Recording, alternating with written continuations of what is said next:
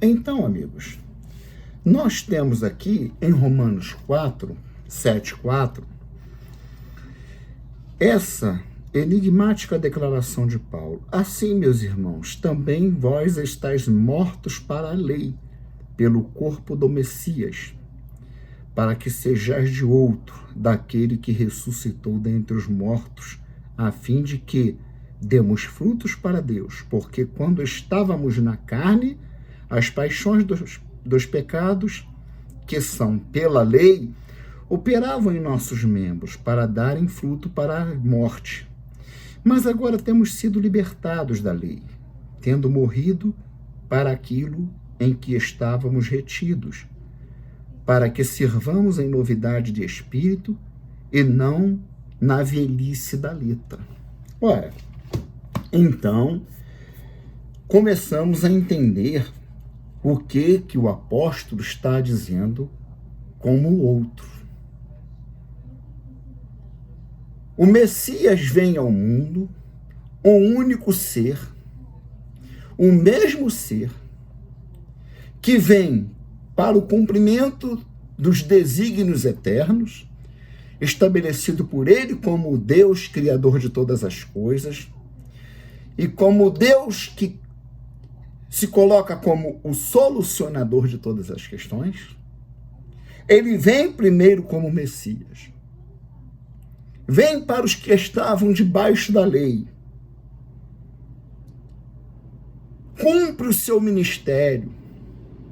Assume a carne de Adão do Éden, sem assumir as mazelas do Adão do Éden. Ele retoma o seu ministério, ele assume, inicia o seu ministério, retomando a vida aonde Adão caiu. Ele vai à tentação, vence Satanás na tentação, destrona Satanás do poder absoluto. Satanás agora passa a ter poder relativo, poder que ele exerce ainda na esfera da criação, mas com uma exceção: o Mashiach, Yeshua. E o Senhor Jesus agora segue o seu ministério, cumpre os desígnios eternos, pegando o pecado de todo o povo de Deus, de todo o seu povo, de todas as eras, passada, presente e futura, e tomando sobre si o pecado como Cordeiro de Deus, como foi anunciado por João Batista: eis o Cordeiro de Deus que tira o pecado do mundo. Ele vai à cruz e morre na cruz, a sua morte vicária, a sua morte expiatória, e morre levando consigo a nossa morte. Ali ele morre como o Messias, o mesmo Deus eterno, através do seu sangue puro e imaculado, vai à cruz e expia os nossos pecados como estava previsto na lei, trabalhando em cumprimento de toda a lei, em perfeita harmonia com as exigências da lei. Ele vai à morte.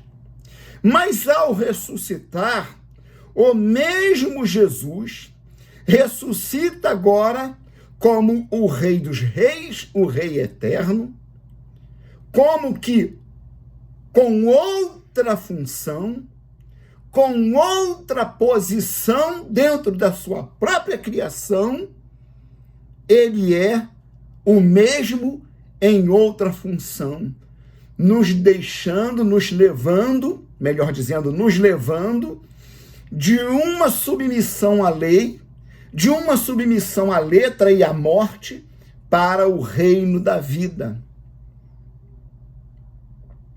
Paulo usa essa linguagem de outro para mostrar que o mesmo Jesus que morreu ressuscita com uma nova função dentro da criação. ele agora assume o trono de sua glória e não é mais o Cordeiro de Deus. Ainda que na revelação a João, lá no livro de Apocalipse, o anjo, quando João tem a revelação do estado em que outrora se via a criação, uma criação irremediavelmente perdida. Céus e terra estavam destinados à destruição. Céus e terra? Sim, nós vamos levantar este questionamento lá no futuro, no estudo da história da Bíblia, na questão da manuscritologia. Porque João diz que olhou e não havia nos céus, e não havia na terra, nem debaixo da terra, ninguém que pudesse abrir os selos. E o anjo diz, não chores, eis aqui o Cordeiro de Deus. Ele ainda é apresentado como Cordeiro de Deus. E João viu um cordeiro com o seu pescoço degolado, mas que estava vivo, simbolizando Jesus que morreu e ressuscitou e agora está à destra do trono da glória para governar, para conduzir a criação, destronou Satanás do poder absoluto, tomou de suas mãos a chave da morte e assim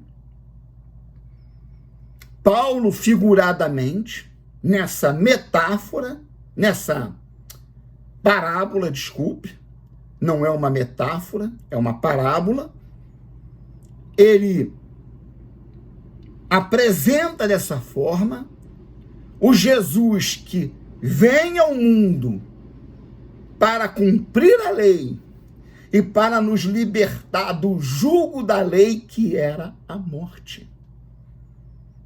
De outra forma, a morte irreversível, a morte insolúvel. Então, nós temos aqui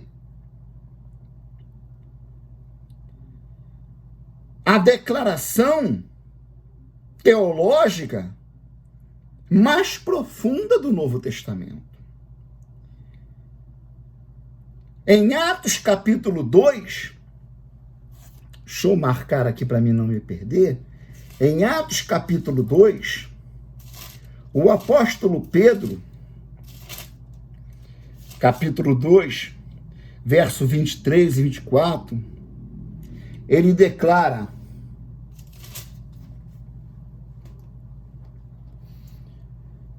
a este que vos foi entregue, Paulo falando aos judeus, a este que vos foi entregue pelo determinado conselho e presciência de Deus, prendestes, crucificastes e matastes pelas mãos de ímpios, ao qual Deus ressuscitou soltas as ânsias da morte, pois não era possível que fosse retido por ela.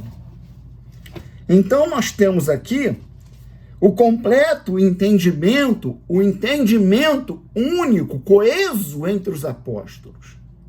Não havia um entendimento em Paulo diferente do que havia em Pedro.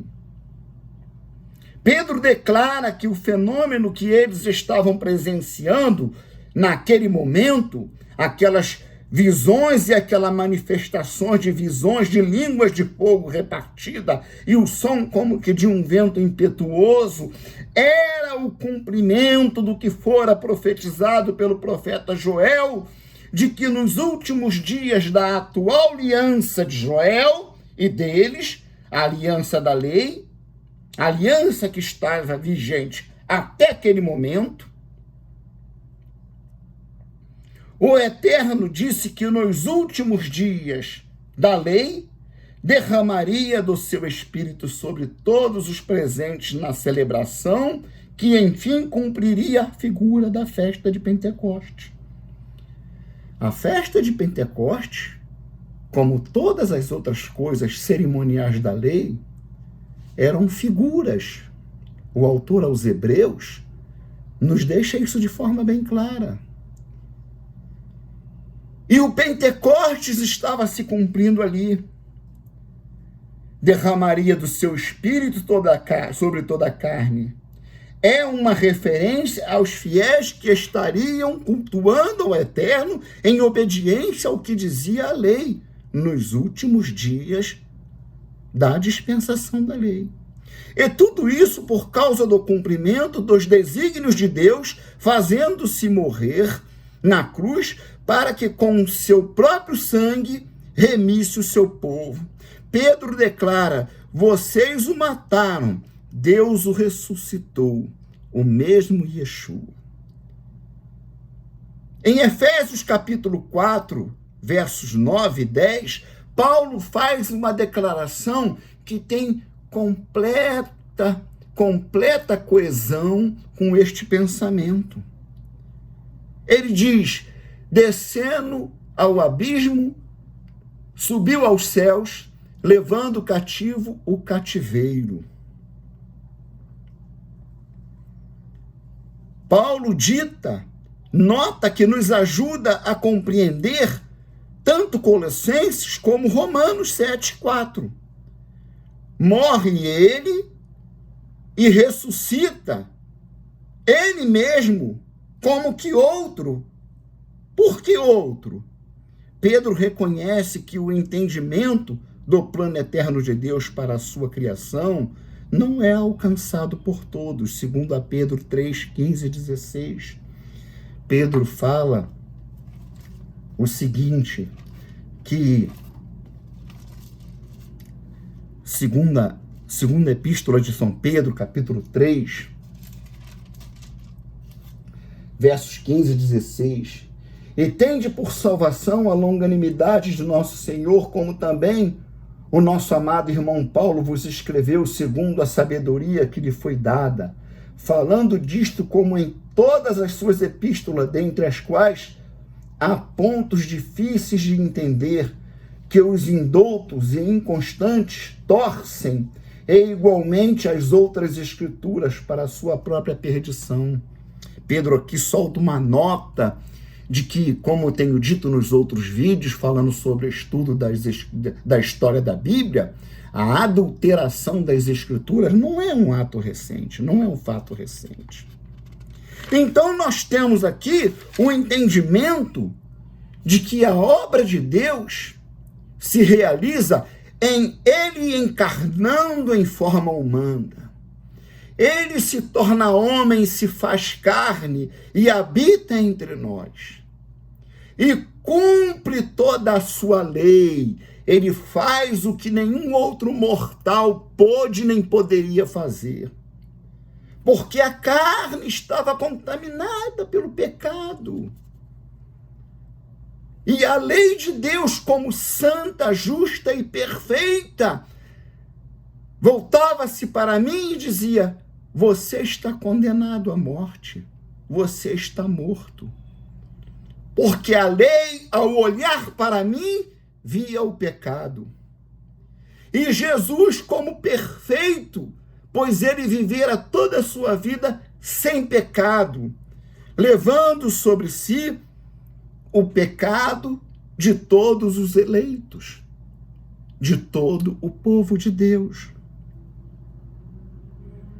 para cumprimento dos desígnios de Deus. Então, nós temos assim o completo entendimento do outro, em que Paulo fala em Romanos. Ele, nos representando, morre em cumprimento, em exigência da lei de Deus. Mas ele, não nos esqueçamos, faz uma morte substitutiva. Todos nós estamos morrendo ali com ele. E estamos morrendo para a lei, para que não vivamos mais na velhice da letra. Romanos 7, 6. Para que não vivamos mais na velhice da letra. Ele faz uma morte substitutiva. Ele está levando Enoque, ele está levando Pedro, ele está levando João, José, Marlene, Carla, seja lá qual for o seu nome, que é salvo, que é salva, você está ali, representada na cruz do Calvário, na pessoa do Machia, como Cordeiro de Deus. O mesmo Pedro nos declara que o Messias padeceu uma vez pelos pecados, o justo pelos injustos. 1 Pedro 3,18. Eu acho que nós acabamos de ler. Ele fala, porque também o Messias padeceu uma vez pelos pecados, o justo pelos injustos, para levar-nos a Deus mortificados na carne, na verdade na carne, mas vivificados pelo Espírito. Então nós podemos caminhar, seguir caminhando, entendendo a diferença de lei e graça. Você está alcançando que não existe uma bagunça aí, que não existe uma coisa sem um divisor de águas. Há um divisor de águas e um grande divisor de águas. Não confundamos que o que estava ditado por Deus na lei tinha que ser cumprido, fosse na lei espiritual, nas questões físicas e morais, nas questões espirituais e morais pertinentes à natureza humana, fosse nas questões cerimoniais. Jesus pagava os impostos, Jesus dava dízimos. Nós, na festa dos Pentecostes, Jesus cumpriu a festa dos Pentecostes. Na festa dos tabernáculos, Jesus cumpria a festa dos tabernáculos. Jesus respeitava as autoridades. Jesus sabia que Israel estava sob o domínio de Roma pela vontade do Pai. Jesus pagou os impostos a Roma. Jesus cumpriu perfeitamente a lei, me representando aquilo que eu não podia fazer, em que algum momento eu falharia, e a menor das falhas me colocava como réu diante da lei e perdido irremediavelmente. E o meu rei, o meu Senhor, o meu Salvador, me representando, levou toda a minha culpa na cruz do Calvário, levou toda a sua culpa na cruz do Calvário.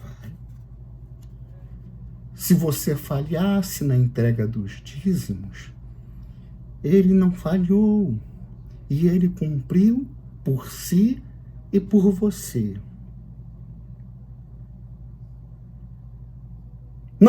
Nós vamos ler agora em Hebreus 7, Hebreus capítulo 7.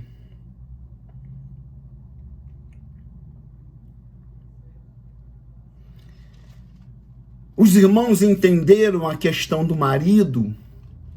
O marido, Deus, a lei, a mulher, a igreja, a lei ligando a mulher e o marido. Morre o marido, cai a lei, a mulher está livre para ser de outro. Qual é o outro? O outro que ressuscita agora, não mais sujeito à lei das ordenanças e mandamentos. Eu anotei aqui, percebi que eu tinha pulado. Ele agora é rei sobre nós, trazendo a lei do Espírito e de vida, para que não vivamos mais sujeitos à velhice da letra. Isso nos remete a um outro texto importante, Epístola aos Hebreus. A lei de Deus enviada por Moisés.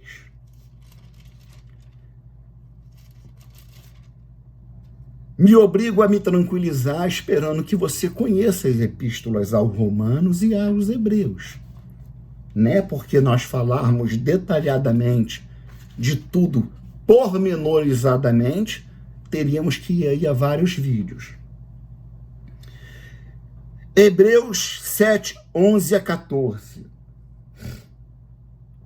De sorte que se a perfeição fosse pelo sacerdócio levítico, porque sob ele o povo recebeu, deixa eu ler assim, fica melhor, a lei. Que necessidade havia logo de que outro sacerdote se levantasse, segundo a ordem de Melquisedeque, e não fosse chamado segundo a ordem de Arão? Porque mudando-se o sacerdócio, necessariamente se faz também mudança da lei. Olha só como nós não estamos costurando panos diferentes. Estamos apenas alinhavando dentro das escrituras, harmoniosamente, sem inventar, sem fazer invencionice, sem forçação de texto, como nós vamos falar das forçações que fazem para sustentar que o dízimo é do Novo Testamento.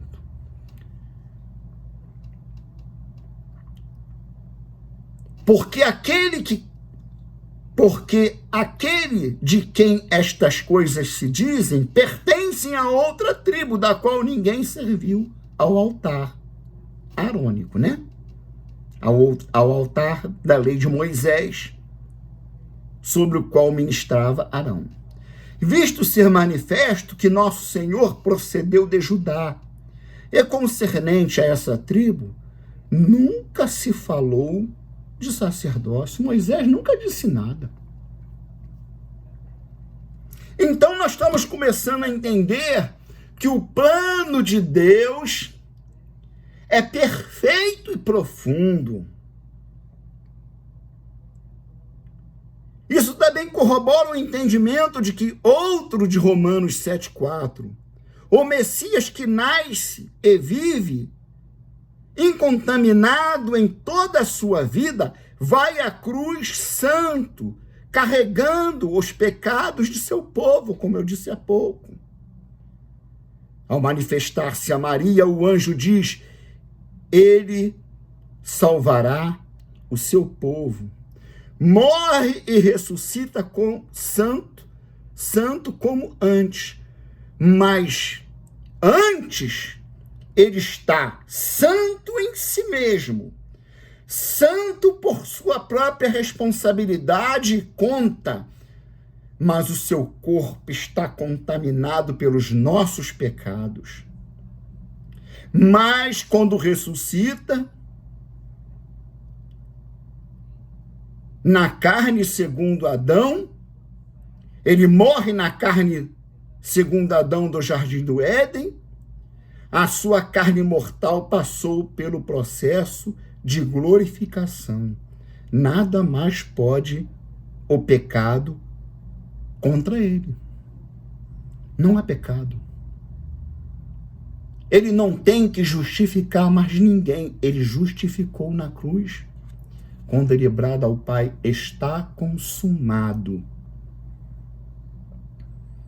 Você não deve mais nada, Adão. Para com esse negócio de dizer que por causa do pecado de Adão, e por causa do pecado de Adão, para com isso. Adão não te deve nada. Adão não me deve nada. Foi levado na cruz do Calvário. Ué, mas então por que? Nós estamos assim porque estamos na natureza que não foi resgatada. O resgate foi meu, o resgate foi seu. Nós fomos resgatados da condenação eterna, mas a criação ainda geme, como que com dores de parto.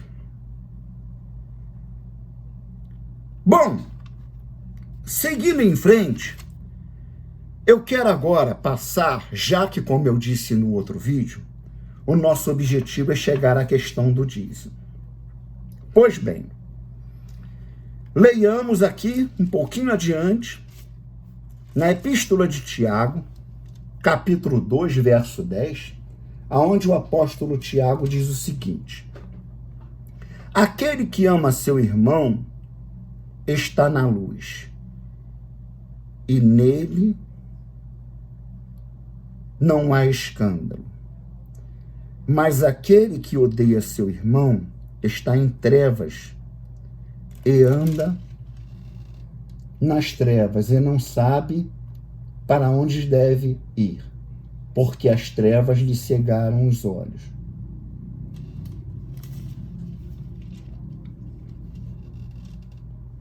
Ora,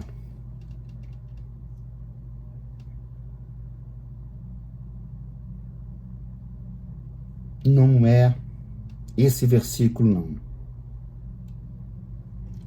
Eu quero o versículo em que Tiago fala, eu fiz uma anotação errada aqui. Aquele versículo que Tiago fala que aquele que transgride a lei, transgride um ponto da lei, transgrediu toda a lei.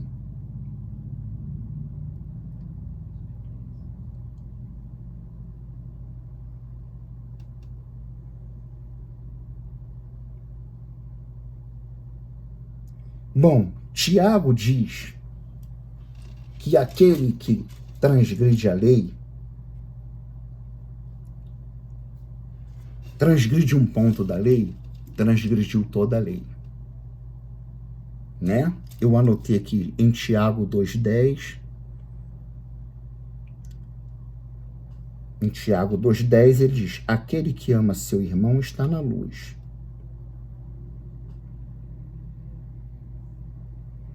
Né?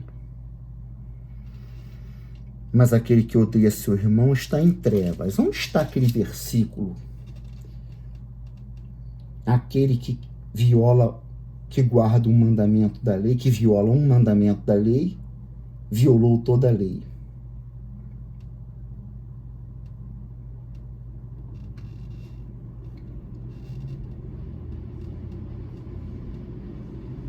Muito bem, muito bem. Vamos lá.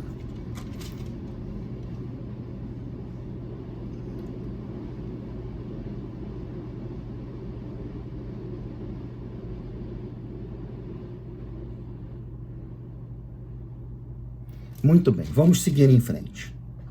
O oposto é exatamente a mesma coisa, é igual.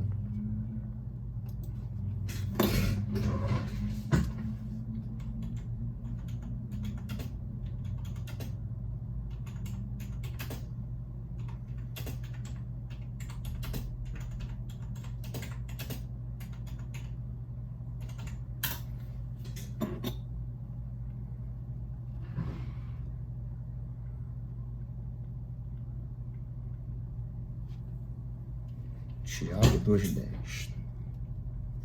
Ah, bom. Não tinha como achar mesmo, né, irmãos? Se eu estou em João, como é que eu ia achar Tiago 2,10? Como é que eu ia achar se eu estou em João? Pois bem, me perdoem. Porque qualquer que guardar toda a lei e tropeçar em um só ponto tornou-se culpado de todos. Muito bem. Era este versículo, eu estava em João, 1 João 2,10, não ia achar nunca isso aqui. Essa declaração de Tiago é pertinente. A questão de por que Tiago está trazendo lei aqui, isso aí a gente pode, quem sabe, em outra ocasião. Ela é legítima em sua declaração. Ela é legítima.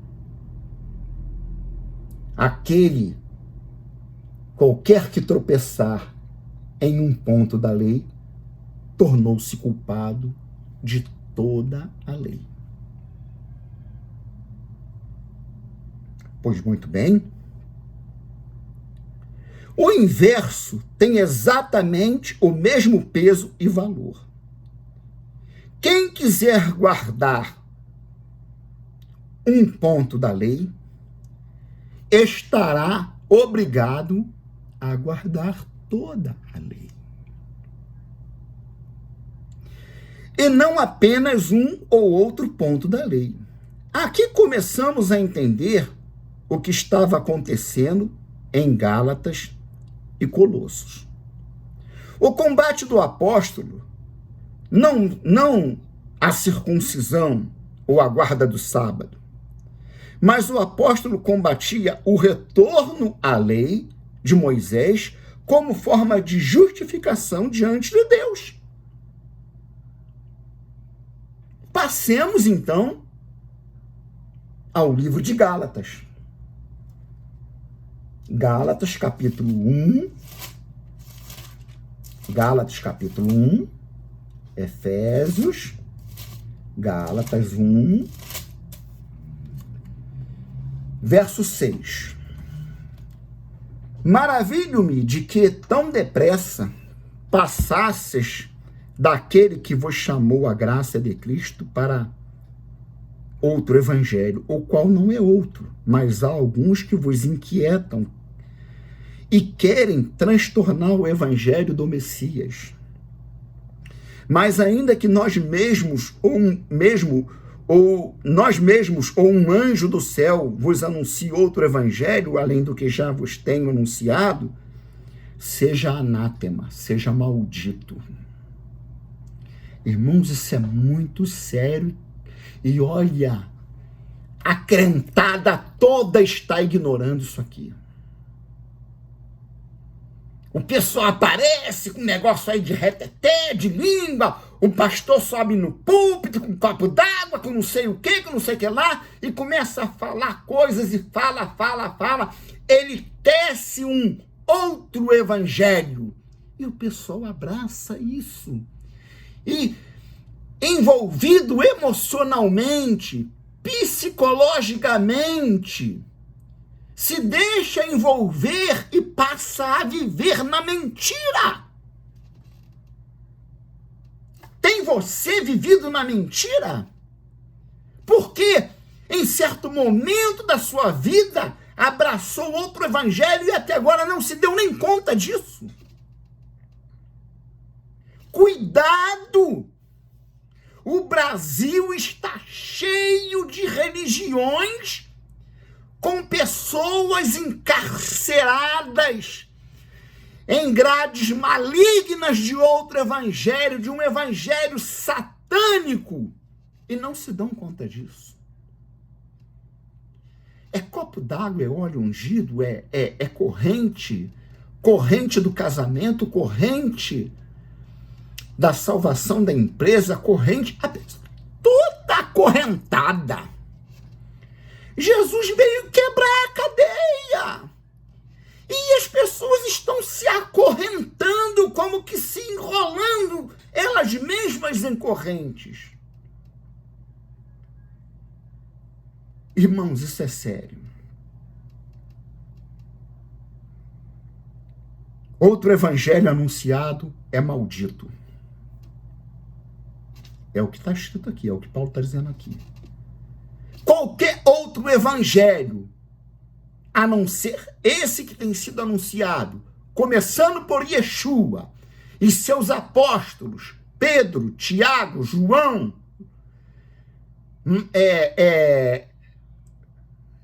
Judas, irmão do Senhor, é maldito. Qualquer doutrina que venha te trazer qualquer outra tábua de salvação que não seja o Senhor Jesus, o Messias de Deus, é maldito. E as ripinhas, né? Os pedacinhos de madeira, agarra aqui, pega ali, flutua aí, vai se segurando. Vamos continuar. Deixa eu ler aqui o que eu escrevi. Então, em Gálatas, no capítulo 1 e no capítulo 5,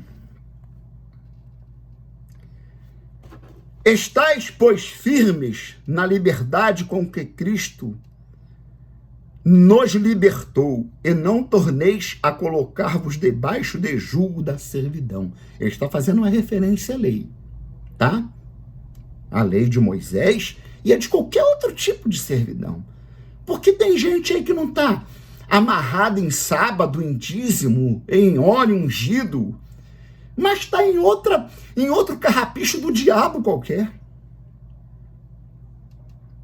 Eis que eu, Paulo, o apóstolo, vos digo que se vos deixar de circuncidar, o Messias de nada vos aproveitará. E de novo protesto a todo homem que se deixa circuncidar, que está obrigado a guardar toda a lei. Separados estáis de Machia, vós os que vos justificais pela lei, da graça tendes caído.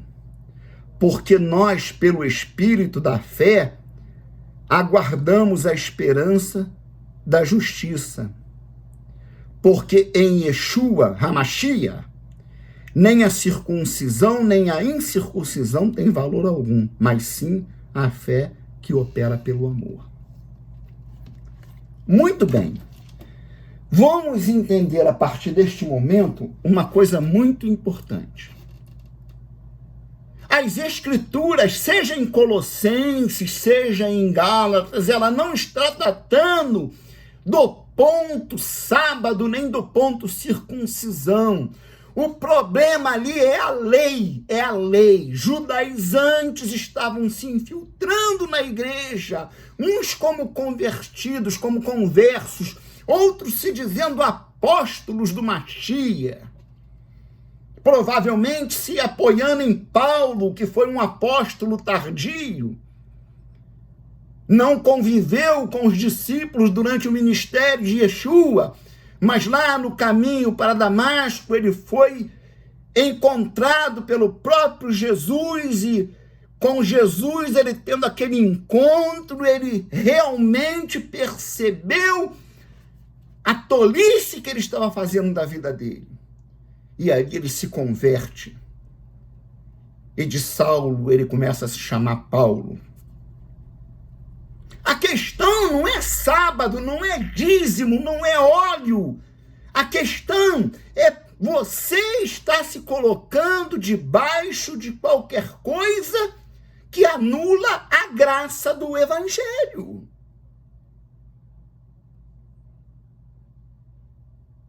Porque, como nós lemos em Tiago, se você cumpre um ponto da lei, tem que guardar toda a lei. Tropeçou em ponto da lei, anulou toda a lei.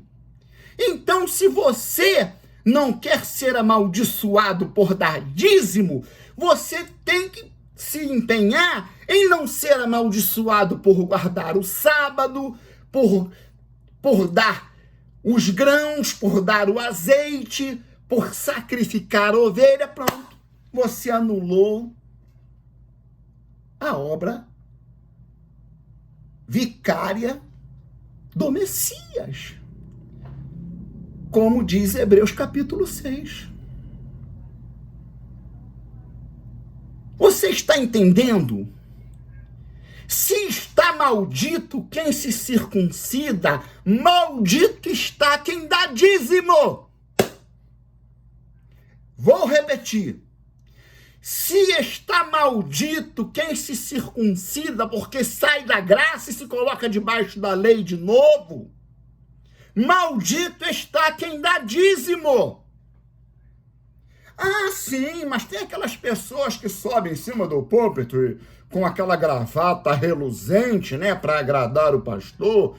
Irmãos, eu tenho sido muito abençoado porque sou um dizimista fiel. Até acredito que você está sendo beneficiado. Quem está te abençoando é Satanás. Porque Deus não vai de encontro à sua palavra. Deus não fala uma coisa e diz outra.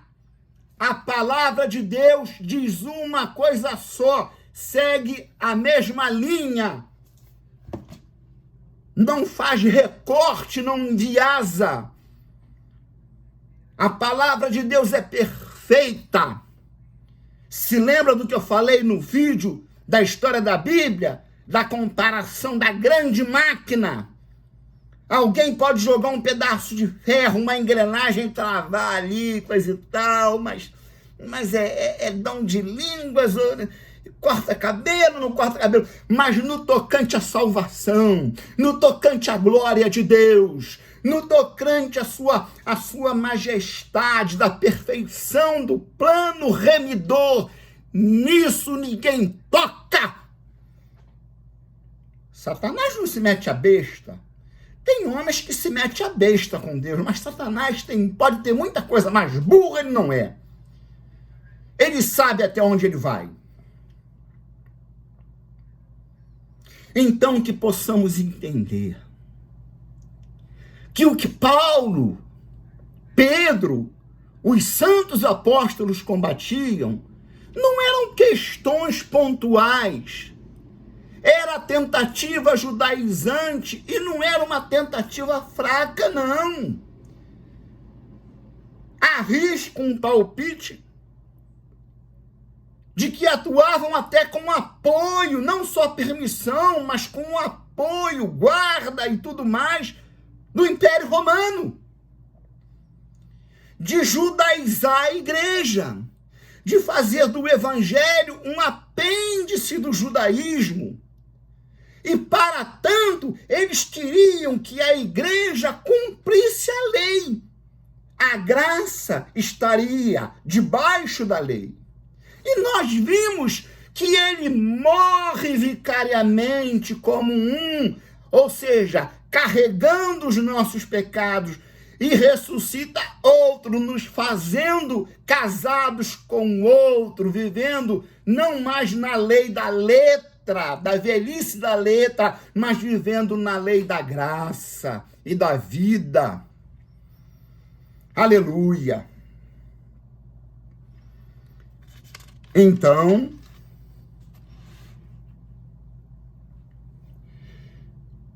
bem, tudo o que foi dito até aqui, usando-se como texto base Colossenses, Gálatas e Romanos,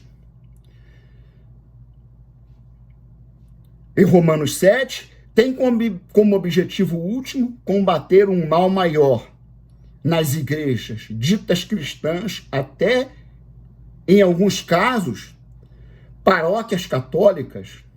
A exceção fica até, onde chega o meu conhecimento, a congregação cristã e os testemunhas de Jeová, que não adotam a prática de dízimo. Agora, só uma nota de esclarecimento que não está aqui, mas me ocorreu agora. Enoque, é uma implicância com dízimo? Não, não é implicância, não.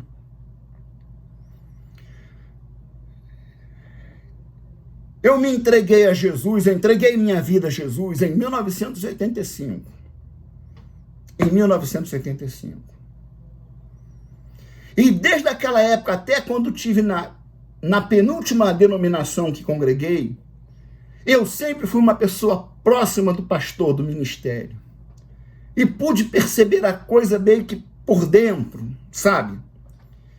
E cedo eu percebi que as denominações não têm compromisso com o reino dos céus.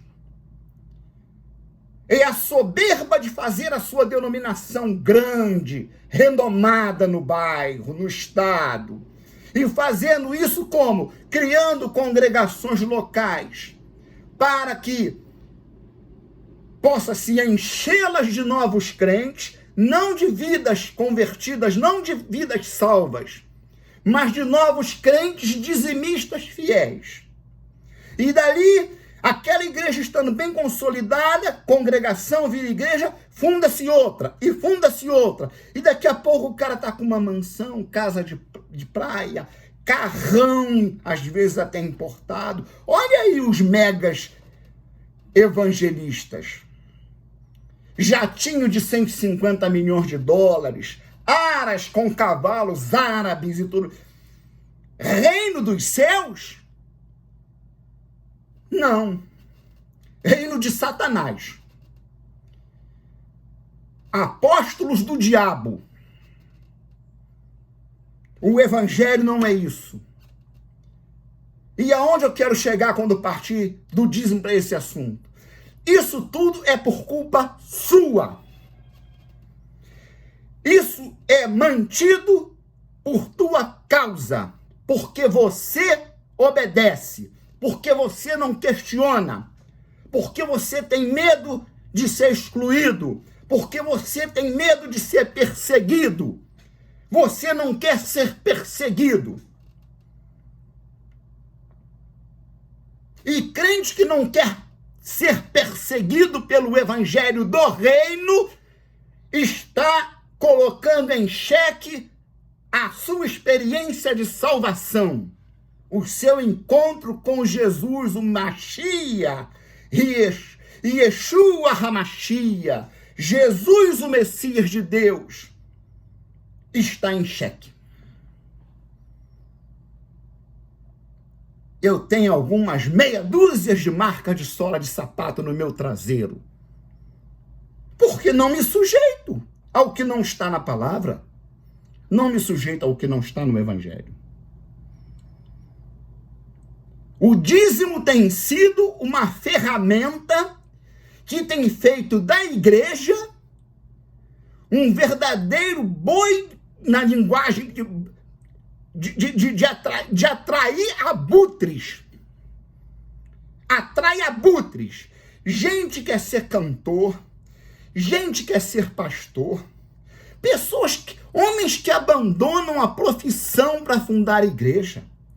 Na última denominação que eu congreguei, foi comprada uma igreja de um homem que eu soube que era morador de Itaguaí, bom em obra e carpintaria, e o que ele faz? Ele procura terrenos, olha onde a coisa vai. Constrói igreja, templo, a construção. Construção, igreja, parede, púlpito, banco, tudo mais, e depois põe à venda. É só o pastor comprar e mandar um grupo de membros começar lá.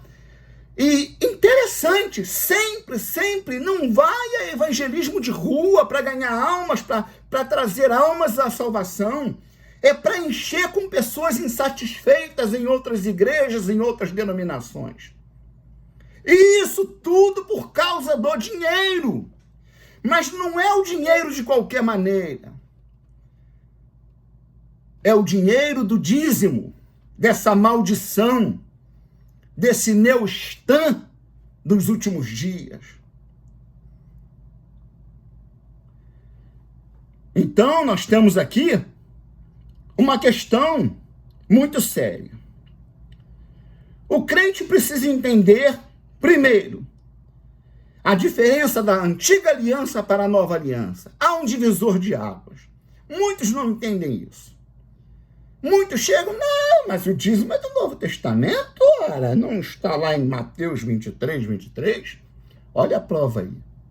Se você não sabe que as narrativas do Evangelho, o Evangelho é um só, 4 narrativas, ela está acontecendo na dispensação da lei. É por isso que Jesus é o cumpridor da lei, por excelência. Ele cumpre toda a lei, vai à cruz do Calvário, lá ele, carregando os nossos pecados, sofre, padece, declara ao Pai, está consumado, morre e ressuscita ao 3º dia. Lá na frente, em Pentecoste, mais ou menos 50 e poucos dias depois, vai acontecer o envio do Espírito Santo que ele prometeu em vida, antes de ser crucificado. Né? João 14. Eu vou enviar o Espírito Santo que vai ficar com vocês não vão ficar sozinhos, não.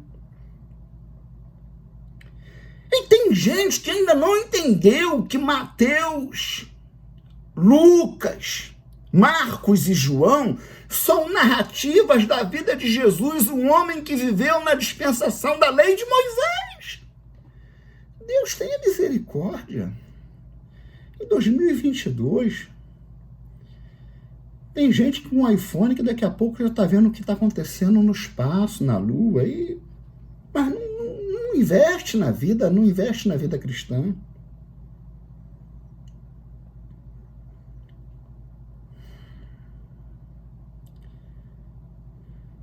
Muito bem. O ensino do Novo Testamento deixa claro, para quem estiver interessado em ver, que os aspectos cerimoniais da lei, os chamados rudimentos, em forma de ordenanças, em Hebreus 9:9, figuras alegóricas, o autor aos Hebreus fala de alegoria, deixaram de ser obrigatórias em alguns casos. Em alguns casos, a guarda do sábado e o dízimo, e proibido em outros os sacrifícios sangrentos e a circuncisão, por exemplo. Então, em alguns casos, deixou de ser obrigatório guardar o sábado. O sábado ou qualquer outro dia são igualmente santos. O dízimo, você não tem obrigação de dar dízimo.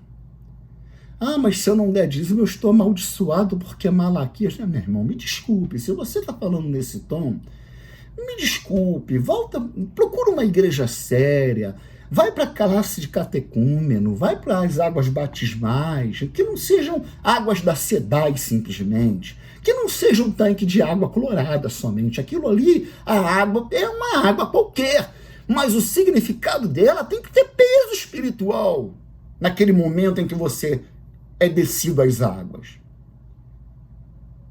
Se depois que você desce às águas, você fala esse tipo de coisa para mim, aquelas águas não passaram de águas da SEDAI. E não é assim. Voltar aos rudimentos sob o pretexto de alcançar bênçãos ou ser recebido como salvo é pecado grave e pode estar atestando que a pessoa que professa tal coisa nunca teve um encontro real com Jesus, com Yeshua. O dízimo, assim como a guarda do sábado, a circuncisão, bem como todos os aspectos cerimoniais da lei, foram abolidos. Hebreus 7:12, 18. 7:12 a 18. Ninguém precisa ser teólogo para entender isso nas Escrituras. O que falta é coragem e caráter. Enquanto Camargo congrega há 40 anos na mesma igreja, eu sei a igreja que ele congrega. Eu conheço a história. Eu sei que o tal pastor que está lá, que não é pastor, ele é dono da igreja. Virou proprietário da igreja. Eu sei as coisas que ele andou aprontando lá. E a pergunta que fica na ponta da língua, e às vezes eu falo, e quando ele fez aquele lance lá, o que você fez? Ficou quieto? Covarde, você não é de Deus. É por isso que tu está lá há 40 anos. Está 40 anos numa mesma igreja, pode não ser motivo de orgulho, não. Pode ser motivo de vergonha e até sinal de falta de caráter e até de não ser convertido. Eu não sei quantos minutos está, mas falta pouco. Eu vou interromper esse vídeo aqui, tá? Eu vou até marcar aqui onde eu parei. Tá. Aqui eu volto, deixa eu pegar a caneta vermelha. Eu volto para Romanos 3. Nós vamos ver aqui, tirar, não vamos deixar nenhuma margem de dúvida para você entender, duas coisas. Em nome de Yeshua, entenda isso. Antiga aliança e nova aliança tem um divisor de água tão claro, como a luz do dia e a escuridão da noite. Assim como a escuridão da noite faz separação da luz do dia, o divisor de águas entre a antiga aliança e a nova aliança tem que estar claro para você. Senão, o negócio está feio para o seu lado. Segundo, ser crente implica ter que ter caráter e estar disposto a sofrer, a padecer perseguição. E hoje em dia, o Brasil é um dos países em que ocorre a maior perseguição à verdadeira igreja, aos verdadeiros crentes em Yeshua HaMashiach. Talvez nem tanto aos crentes em Jesus Cristo romano, mas aos crentes em Yeshua HaMashiach, esses estão padecendo perseguição silenciosa, vista por muitos que não fazem nada, porque estão coniventes com um pastor, com um púlpito que os persegue, porque são do mesmo espírito. Até a próxima, em nome de Yeshua.